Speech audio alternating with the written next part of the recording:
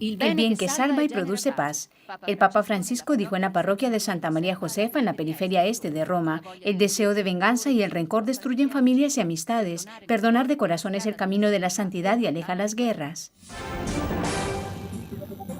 La universidad es diálogo en las diferencias. La visita del Papa a la Universidad Roma III y su diálogo con los estudiantes. Cuando no soy capaz de abrirme a los demás, ahí empieza la guerra. No hay peligro con la inmigración. Se recibe una cultura y se ofrece otra.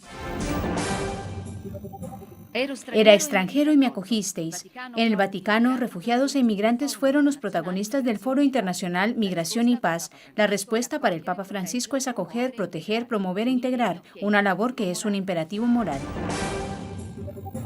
Un samurái para los jóvenes de hoy. La beatificación en Japón de Justo Takayama Ukon, noble guerrero que se convirtió al cristianismo a los 12 años y fue perseguido hasta la muerte. El cardenal Amato, un testigo que llama a los cristianos japoneses a la misión. El lugar de la bienvenida a las culturas. Visitamos los 3 depósitos temporales del Museo Etnológico de los Museos Vaticanos, que guardan obras de todos los continentes en espera de ser expuestas al público y disponibles para los estudiosos en ambientes climatizados. El domingo, el Papa Francisco visitó la parroquia romana de Santa María Josefa en el barrio periférico de Puente de Nona. El reportaje es de Cecilia Sepia.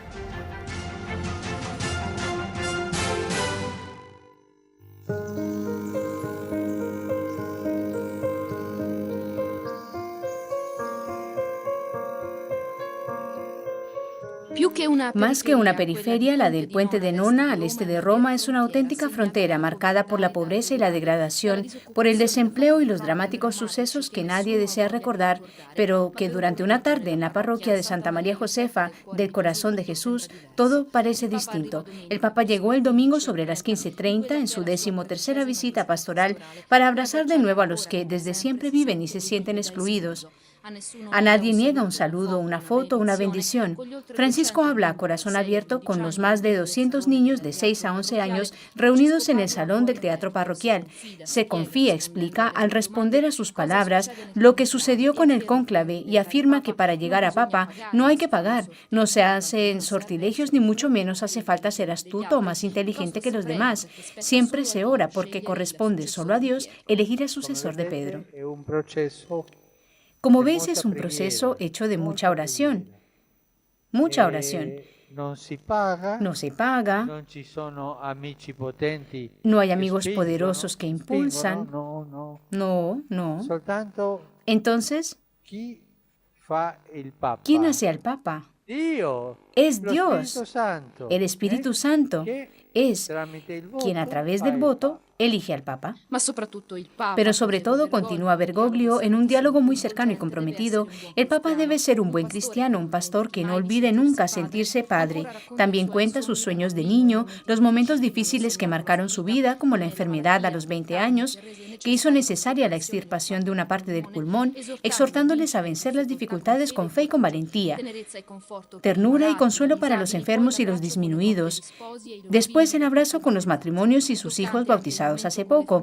También fue impactante el momento con las familias que ayuda a diario Cáritas Parroquial, que provee a su sustento con alimento, vestido y dinero para pagar las facturas. Por último, la confesión de 4 personas y el encuentro con los padres de uno de los jóvenes asesinados aquí en la calle, en el Puente de Nona en 2015 a tiros. Las palabras de la homilía parecen dirigidas a ellos.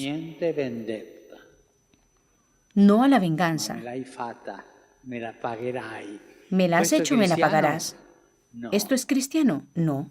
¿Me la pagarás? No entra en el lenguaje de un cristiano.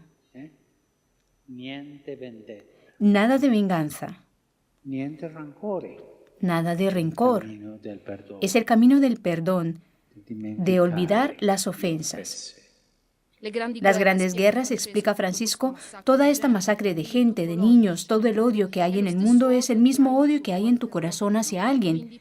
Después, tomando pie del fragmento del Evangelio que cuenta la revolución de amor que trae Jesús, el Papa reafirma que el mal no se vence si no es con el bien. Perdonar en mi corazón. Este es el camino de la santidad y esto aleja las guerras.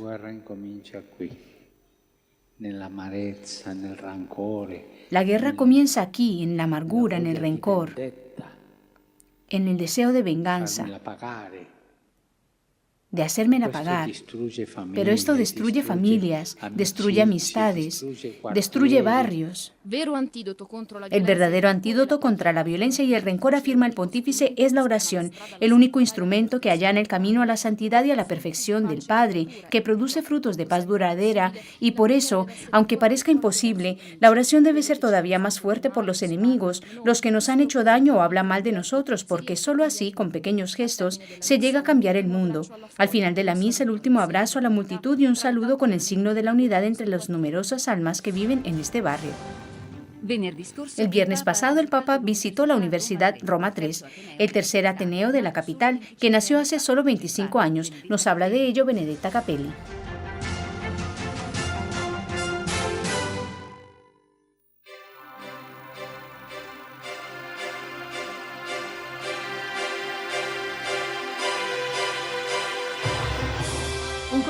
Una discusión sincera, un diálogo cara a cara y sin prejuicios, animado por la voluntad de construir juntos un mañana distinto. Este es el sentido de la visita del Papa Francisco, por invitación del rector Mario Panizza, a la Universidad Estatal Roma III, el tercer ateneo de la capital, que nació hace 25 años y al que hoy acuden más de 30.000 estudiantes. El pontífice escuchó a los jóvenes que plantearon preguntas sobre temas distintos y espinosos, desde las medicinas para detener la violencia que marca nuestros tiempos, a la comunicación que viaja veloz, del papel de la universidad hasta el miedo que acompaña cada vez más, a menudo, al fenómeno de la migración. Francisco toma notas, tiene un discurso preparado, pero lo deja aparte para expresar sus sensaciones y sus pensamientos sin filtros. Responder, afirma, directamente desde el corazón.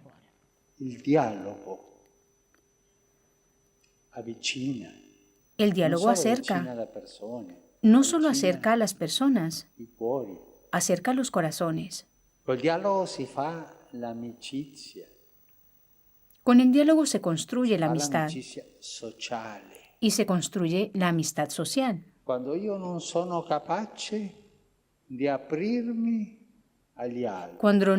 no soy capaz de abrirme a los demás, de respetar a los demás, de hablar con los demás, de dialogar con los demás, ahí empieza la guerra. Y la universidad, continúa el Papa, es precisamente el lugar donde se puede dialogar de una manera abierta, no de una manera ideológica, esto es, exponiendo una única línea de pensamiento, como sucedió en el pasado en América Latina. Francisco recomienda buscar siempre la unidad, que no es una uniformidad, sino necesidad de las diferencias, especialmente en un contexto de globalización. Deteniéndose después sobre la rapidez de las informaciones, el Papa recuerda que existe el peligro de no pensar, de no reflexionar, de una comunicación líquida, fruto de una sociedad líquida, según la definición del sociólogo Bauman.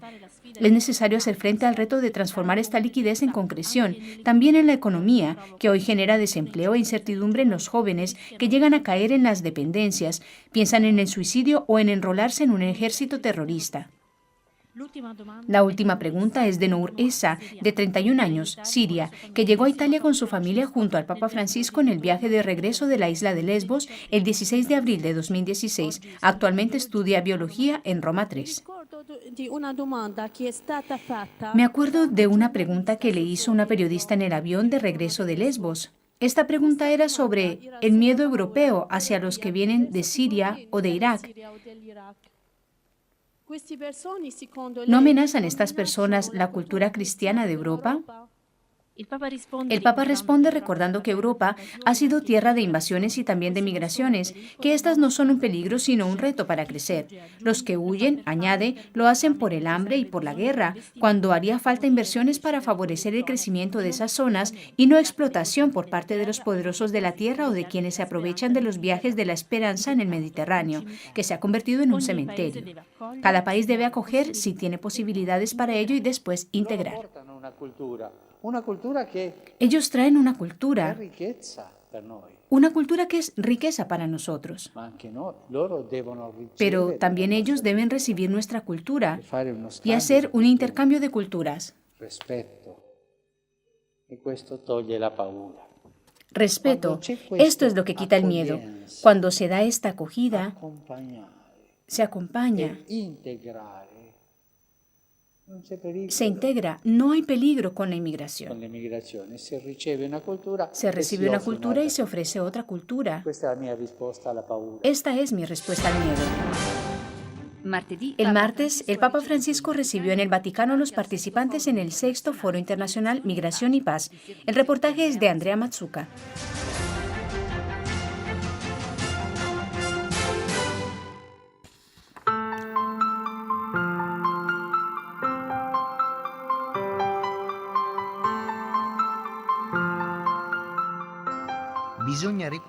Es necesario recuperar el valor de la fraternidad para construir una sociedad justa y una paz duradera. De esta manera se dirigió el Papa Francisco a los participantes en el 6º Foro Internacional Migración y Paz, que se celebra en Roma en estos días.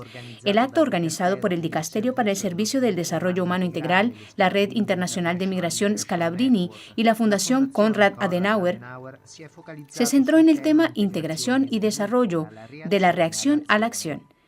Un binomio, observó el pontífice, al cual encontrarse con los participantes en la Sala Clementina, sin el que no es posible leer el reto actual de los movimientos migratorios y de la construcción de la paz.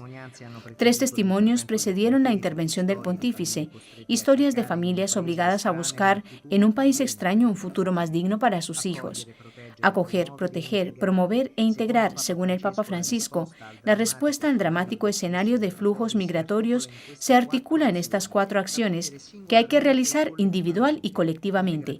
La integración, que no es ni asimilación ni incorporación, es un proceso bidireccional que se funda esencialmente en el mutuo reconocimiento de la riqueza cultural del otro.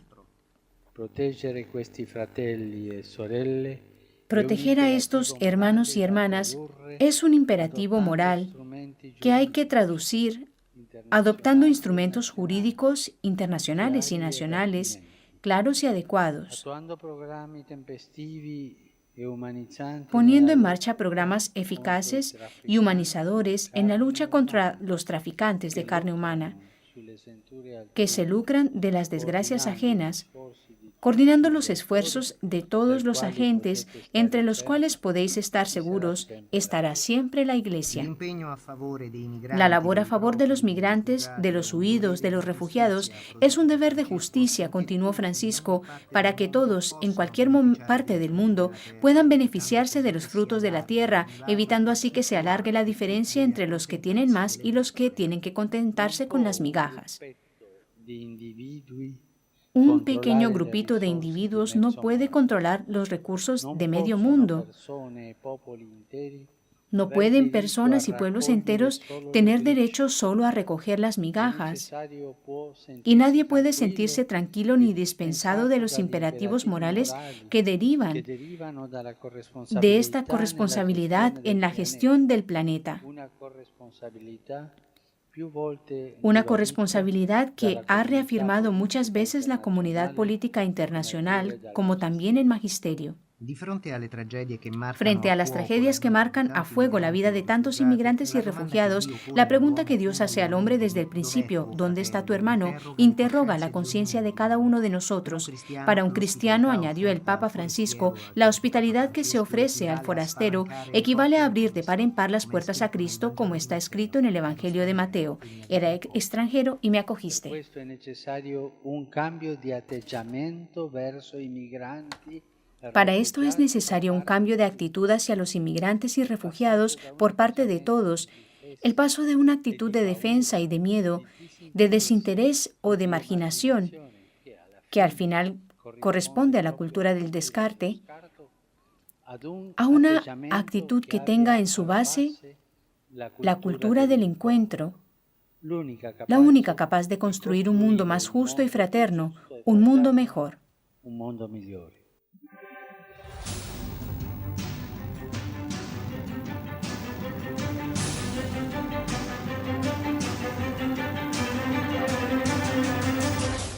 El jueves, el Papa Francisco recibió en el Vaticano al rabino de Buenos Aires, Abraham Skorka, junto a una delegación de representantes judíos para presentar una nueva edición de la Torá, un encuentro marcado por la unidad, la amistad y el diálogo. Este texto sagrado, dijo el pontífice, manifiesta el amor visceral de Dios que se convierte en alianza. Francisco animó a la delegación judía a mantener siempre una visión cultural abierta en el respeto recíproco y en la paz. El miércoles, el Papa Francisco dedicó la catequesis de la audiencia general al tema «En la esperanza nos reconocemos todos salvados», denunciando que nosotros, los seres humanos, hemos arruinado la creación que nos fue confiada por Dios. El orgullo humano, al explotar la creación, la destruye. Pero tampoco, en este marco desolador, nos deja solos el Señor. Nos ofrece una perspectiva nueva de salvación universal. En esperanza, sabemos que Dios quiere sanar definitivamente con su misericordia los corazones heridos y humillados y todo lo que el hombre ha desfigurado con su impiedad, y que de esta forma regenera un mundo nuevo y una humanidad nueva, finalmente reconciliados en su amor. Al final de la audiencia, el Papa lanzó un nuevo llamamiento por Sudán Sur, donde a un conflicto fratricida se une una grave crisis alimentaria que condena a muerte por hambre a millones de personas, entre ellos muchos niños, y pidió el compromiso de todos para enviar ayudas alimentarias a las poblaciones que sufren. El lunes murió en Dublín el cardenal Desmond Connell, arzobispo emérito de la capital irlandesa, que tenía 90 años. En un telegrama, el arzobispo de Dublín, Diarmuid Martin, el Papa Francisco recordó al cardenal Connell por los años de generoso ministerio sacerdotal y episcopal y por sus numerosas contribuciones a la Iglesia de Irlanda, especialmente en el ámbito de los estudios filosóficos.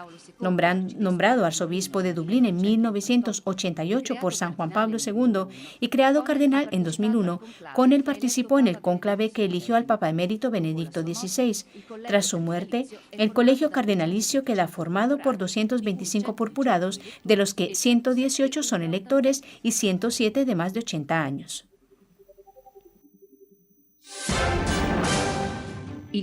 El Focus se ocupa de la beatificación en Japón de Justo Ukon, jefe de los samuráis y víctima de la persecución del siglo XVII. Lo ha preparado Yada Quilino.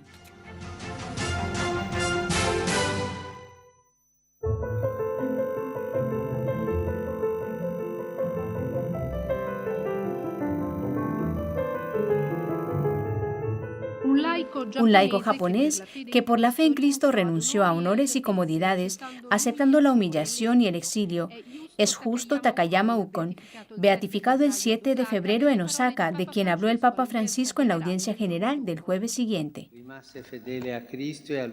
Permaneció fiel a Cristo y al Evangelio. Por eso, representa un ejemplo admirable de fortaleza en la fe y de entrega en la caridad. Exponente de la autoridad feudal y jefe de los samuráis, nobles guerreros expertos en artes marciales, Ukon se convirtió al cristianismo a los 12 años gracias al padre Darío, fascinado por su predicación de San Francisco Javier, que había introducido el cristianismo en Japón.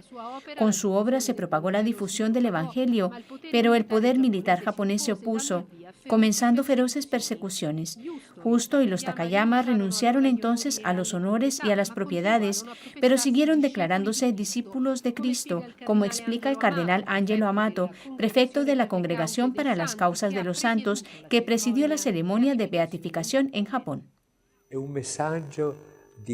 Es un mensaje de gran fidelidad al Evangelio, incluso en las dificultades, no solo en la buena suerte, cuando era rico, venerado y reverenciado por todos, sino también en la mala suerte, en la pobreza, en la pérdida de todos sus bienes, en el exilio y en la muerte. Murió sereno. Quería ser martirizado. Pero hay un mensaje especial para el pueblo y la iglesia japoneses.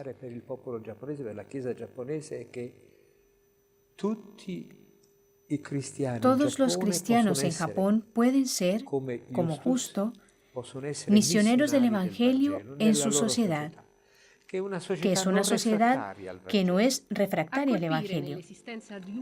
Lo que golpeó la vida de Ukon fue el amor misericordioso no solo por sus súbditos, sino también por los pobres y los necesitados.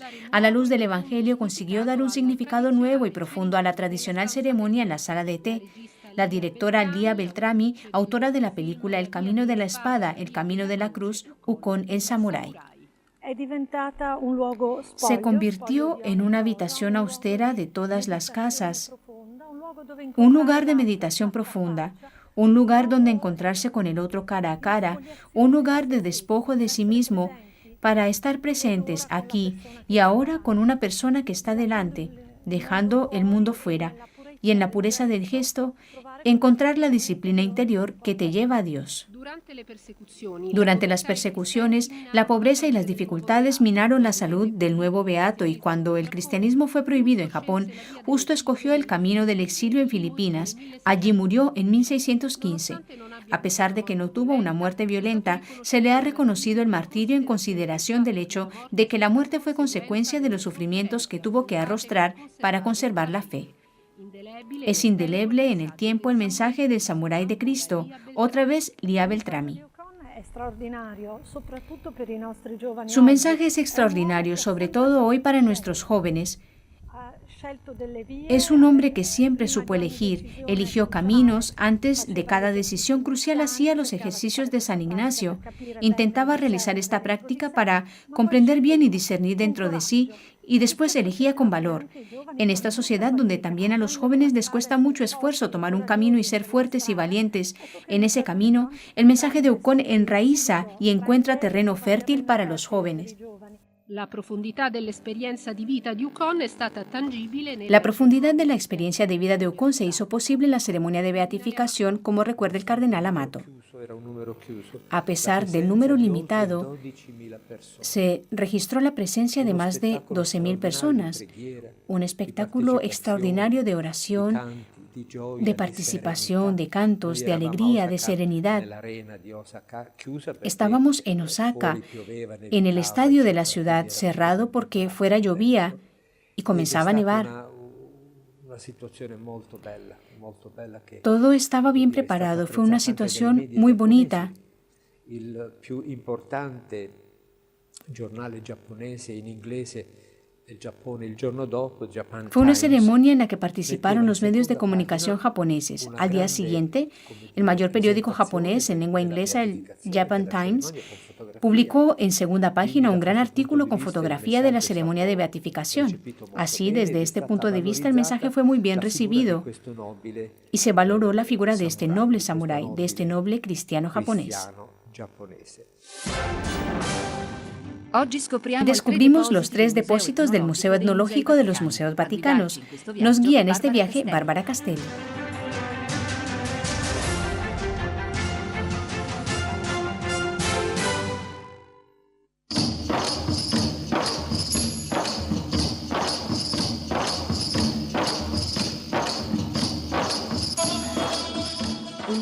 Un lugar de encuentro donde haya el refugio de decenas de miles de obras, objetos de rara belleza, mensajeros de culturas y tradiciones milenarias. Los 3 depósitos temporales del Museo Etnológico de los Museos Vaticanos, que tiene su origen en 1925, cuando Pío XI organizó la Exposición Vaticana, se caracterizan por tener un cuidadoso tratamiento del aire y por ser lugares donde se aplica un enfoque dinámico e interdisciplinar en la conservación. Están con nosotros Vittoria Cimino, que dirige la oficina del conservador, y Stefania Pandozzi, coordinadora del Laboratorio de Restauración Multimaterial de los Museos Vaticanos.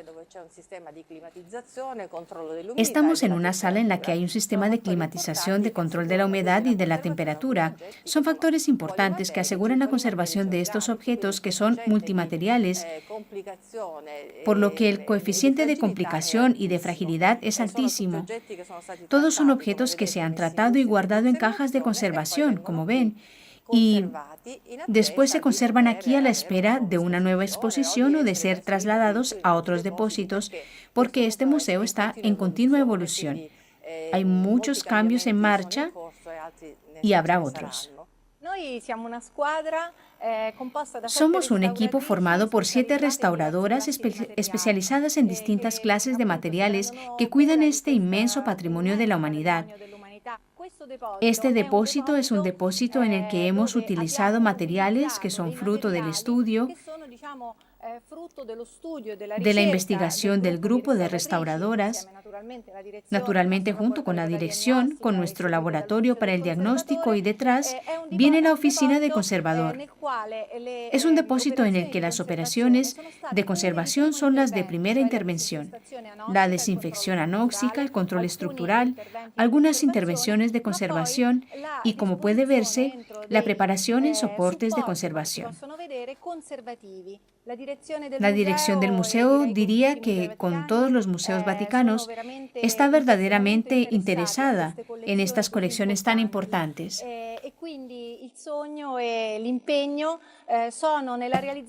Y aquí el sueño y el trabajo, pues, están en la realización de depósitos visibles en la medida de lo posible. Esto es, zonas que representan a todos los continentes en las que se pueda colocar auténticas vitrinas y a donde los estudios puedan acceder con visitas particulares, pudiendo encontrar un objeto junto a otro y acercarse más a la cultura de procedencia, que es el auténtico punto de referencia del director que nos está guiando en esta bellísima experiencia. El depósito temporal guarda las lacas con su porcentaje de humedad relativa muy alto. Las colecciones tienen distintos objetos de procedencia china con piezas completas de mobiliario.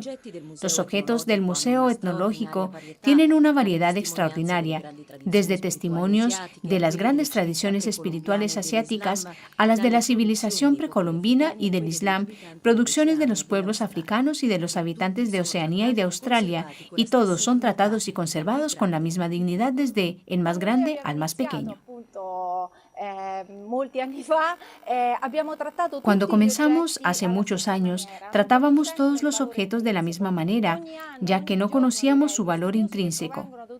Cada año, día a día, diría, los estudiosos que llegan de todo el mundo nos enseñan a reconocer obras maestras absolutas que en sus culturas de procedencia no tienen museos equipados, laboratorios, depósitos o departamentos adecuados para la conservación y que descubren aquí sus raíces culturales.